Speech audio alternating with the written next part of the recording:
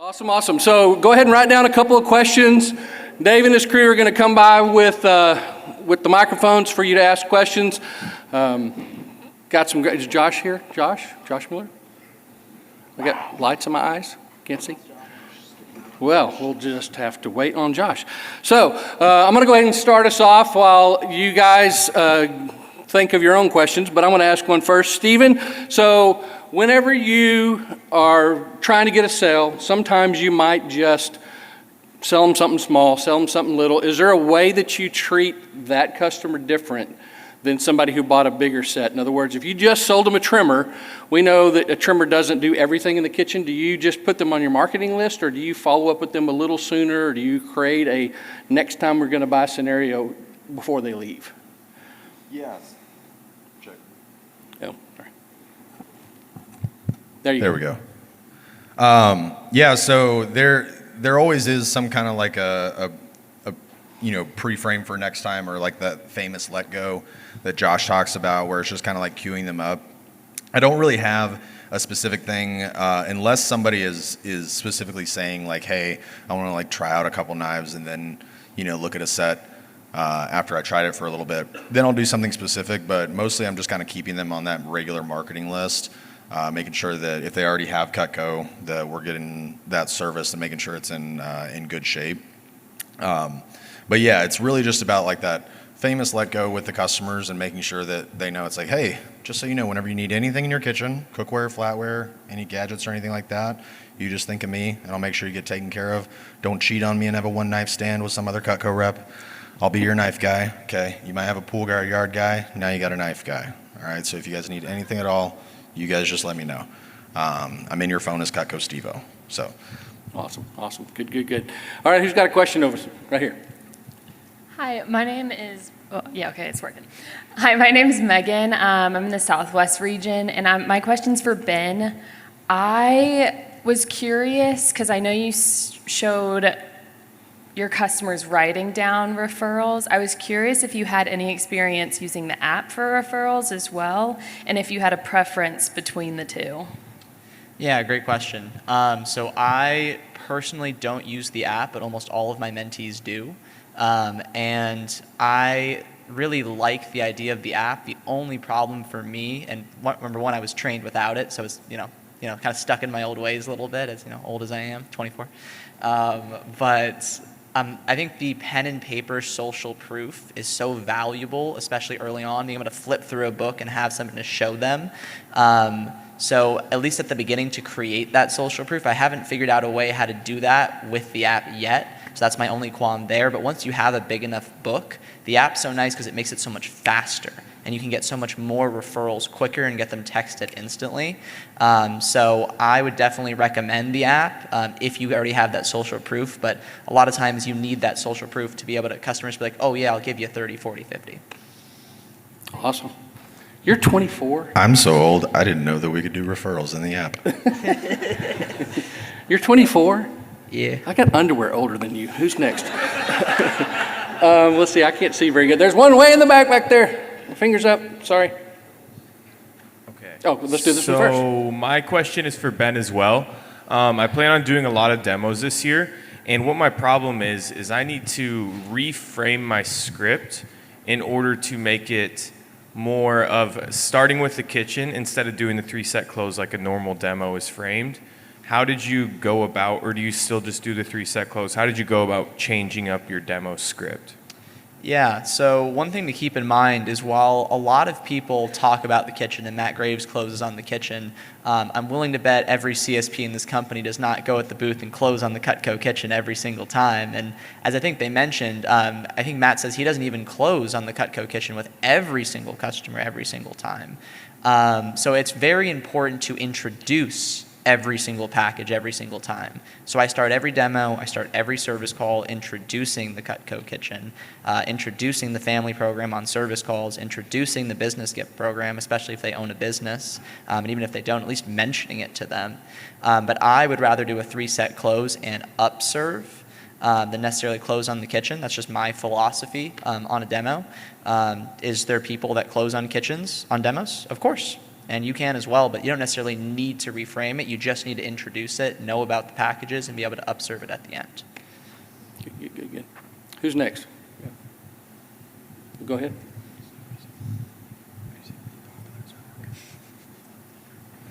Stephen, I have a question for you. My name is Nick. We spoke last night. What's your advice on somebody who doesn't buy at the booth, but you want to get them on your email list, like without being super awkward about it? Like, hey, can I have your email? That Yeah. sort of thing. So that's just like that little last section that I went through of like that future customer list. That's where that is. And it's, once again, you're kind of selling them on the idea of working with you.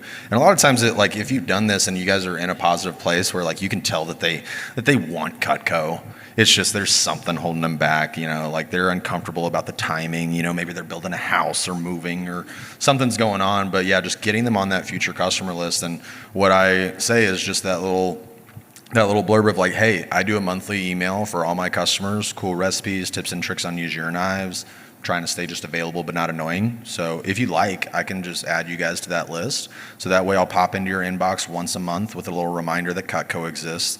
It's super like non-threatening. I'm telling them it's like, hey, I'm not gonna blow you up with like a ton of emails. Like I'll just pop in once a month with a little reminder that Cutco exists. And then whenever you guys are ready, you'll have me to reach out to. You'll have all my information, because you're going to lose my card. You're going to lose my information. You're going to forget my name 5 minutes after you walk away from here. I've already forgotten yours. So so just doing that in a really low key manner of just like, hey, do you want me to stay in touch with you? Like, and that can also help you identify like if the customer's actually serious. If they're like, no, I don't want to give out my information, it's like, cool, honestly, I don't want to work with you then. Like, if we haven't built up the trust enough to where like you'll let me have your email address after this, then like, cool, we're not vibing then. So I don't care. Can I add a little Josh Muller nugget? Yeah, absolutely. Since Josh Muller's not here, I'm going to add a Josh Muller nugget. So he loves to use tie-down questions for this as well. So if a customer says they're not going to buy anything, like, cool. So like, just to make sure I'm hearing you guys, you love Cutco, you love the idea of it, American made, guarantee forever, last set of knives you're ever going to buy, and you'd love to get Cutco eventually, but today is not the day. Is that right? Awesome. Well, if that's the case, because we spent the time here today, I would also love the opportunity to earn your business if that sounds fair. Does that sound fair? Awesome. So here's what we should do. And then we would do the same thing that Stephen just said. So those little tie-down questions of, yes, I'm going to buy Cutco. Yes, it's fair that you earn my business beforehand is really cool. And I love that I learned that from Josh. Yeah, and that gets right through the people that are actually just blowing you off and don't really have any interest too. So very good. Right here. All right. Oh, cool. It is on now. Great. My question was kind of a little bit about the engaging aspect that you talked about, Stephen, or both of you really. I mean, I guess I wanted to get a little bit more clarity from your perspective on a proper level engagement, too much engagement, like where that line is. I know you talked about the Israeli face cream people. It's always funny to me too, but and then secondarily, if you are working with someone who doesn't embrace or doesn't necessarily embrace that perspective on engaging, how you broach that. Yeah. So when it comes to, I'll address the one of working with somebody that doesn't engage. There are two options that you have whenever you're doing that, and it starts with like a difficult conversation of like, hey, like you got to be calling out to people and like taking a turn. I will also do a thing. It kind of works in levels for me. So it starts off with like, hey, you got to be calling out to people. It's like, why are you not talking to that person right there? Why are you not trying to get them to look at us? Just being curious. If that doesn't work, then I will start calling people over for them and be like, hey, you guys need a knife in your life? Cool. This guy can show you. You want to check it out? And then I can take my turn. And then if it gets to a point, it's just like, cool. If you are not up and actively engaging with people, you are forfeiting your turn. Like that is how it works on our team. Like if you're on your phone and you're not paying attention and you're like off in la la land and somebody comes up and you're not available, then you're forfeiting your turn. So like I'm paying to be here and I'm not going to let somebody else limit my opportunity of the money that I'm spending to be here. So yeah, I am very notorious to calling people over to the booth for people as well. But yeah, it's like if it gets to a certain point, it's just like established with them. It's like, hey, if you're not up and talking to people, like I'm going to call people in and I'm going to work with the people that I call in. So like if you want to take turns, you can be up and doing it, but like we're here to make money. So, or at least I am. And then as far as like calling out to people, like your goal with calling out to people is not necessarily to get them over to the booth. Like that's the ultimate goal and everything. But like, once again, it's just about creating that fun and inviting atmosphere so that you're not the face cream people that feel like they're getting sucked into a booth. And so just like, it's really just as long as they want to keep having the conversation, you know, as long as they want to keep responding and stuff, then you're normally good, as long as they're not being hostile in their responses. There are some interesting people out there. I worked the New York State Fair last year, and those are a different breed of folks than we have out down here in Texas. So yeah, but it really just is like, it's one of those things that you can kind of feel, and it just comes from more repetition of doing it and doing it and doing it. And you're gonna have awkward moments, and that's okay. Those are really, really fun to laugh at, you know, later on in the future. So I have some awkward moments that might not even be appropriate for the stage. So it's hilarious, the stuff that we accidentally say to customers. So, but don't let that like make you shy away from doing this. Once again, just like we say, make the phone calls, like just call out to people. You never know like who is going to come up to your booth and who's going to identify with that stupid little corny line, or who's going to be like, oh yeah, no, hey, I might be drunk enough to buy knives. It's like, cool. You know, like that stuff right there that is the way that you are going to actually produce at these shows, instead of just, once again, taking what comes to you. Yeah, not really too much I need to add to that. I would just say like while yes, the end goal is to you want to create a positive environment, you are also trying to get more people to the booth. So I guess the question is, what's too much and what's not enough? Well, I guess the result of being either too much or not enough is you're not going to get people to the booth. And as Josh said, you can only improve something if you track it. So start tracking how many people you actually call to the booth on average, and see what's too much, what's not enough. But you can also just field train other people, see what they're doing, see, am I too much? But as long as you're authentic to your own personality, it's probably going to be just enough. And just some people, like, go cross-train with Burt Wicks if you get the chance. Go cross-train with Seth Kinzer. Those guys are two of like the best in the business at calling people over to the booth. Go work with, or go field train with Curtis. Even like come down to the State Fair of Texas. There's lots of cross-training opportunities down there, and like see how we do it. If you want to see like just a fair full of professionals, like that is the event to come and watch. So go watch people do it. And like I'm a very visual learner, so like I learn from like watching and then doing, and so like that's like, go watch these people work, because it's very valuable.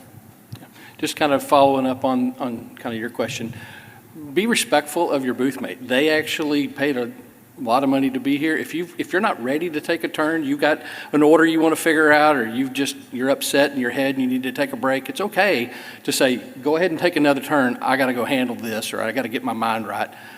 Don't be that person that has to be told by your booth mate, take a turn. Be obvious of that. So I'm getting told from the back that we're running out of time. I know that Stephen and Ben are more than happy to answer any of the questions. I know you had a question, so feel free to come up and ask them directly. They will definitely be willing to help you out. You have one more thing to say, Ben? Nope, got it all good? I was just going to say, another thing is to also be respectful of the other booths that are around you. Do not be calling people away from other booths if they're interacting with other stuff like that. Like, be very conscious of that, because once again, you want to create a positive environment around your booth, and you have to be around the people that are next to you all show. So those are people that you definitely want to be respectful of whenever you're doing that. Awesome. Hey, I appreciate the opportunity to be your MC today. I'm Jeff Majors, you're not, and that's a good thing for all of us.